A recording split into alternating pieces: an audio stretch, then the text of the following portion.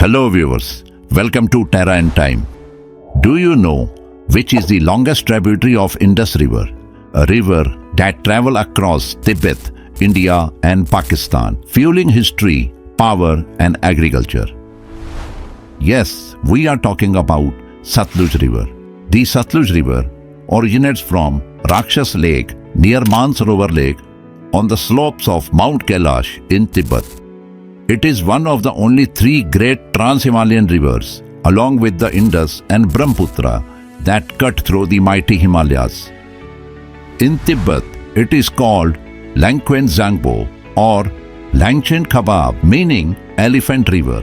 And in Chinese, it is known as the Xiangchuan River. In ancient Indian text, it appears at Shatudri or Shatadru. The river enters India through the Shipkila Pass in Himachal Pradesh, flowing through Kinnaur, Shimla, Kullu, Mandi, Solan and Bilaspur districts of Himachal Pradesh. Then it enters Punjab through Roopnagar, passing Ludhiana and Moga districts, before merging with the Beas River at Harike in Firozpur. From this Harike barrage also originates the famous Indira Gandhi Canal, a lifeline for Rajasthan deserts. The combined flow of Satluj and Beas continues for about 105 kilometers, forming part of the India-Pakistan border before entering Pakistan.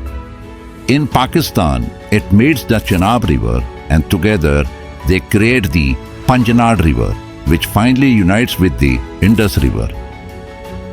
The Satluj River is about 1,450 kilometers long, with nearly 500 kilometers flowing in Pakistan. Its key tributaries include the Baspa, Spiti, Kerang, Beas River. Along its journey, it powers some of the India's biggest projects, the Bhakra Nangal Dam, Nathpa Jhakri Project, Coal Dam and Baspa Hydel Scheme, making it both an energy source and agricultural lifeline. But the Satluj also carries a shadow of fear. In times of heavy rains and glacier melts, it has unleashed devastating floods, threatening lives, farms and cities along its path. So the Satluj is not just a river, it's a bridge between cultures, nations and history, yet a reminder of nature's raw power. Now here's a question for you. Can you tell us in comments, where does the Chenab River originate?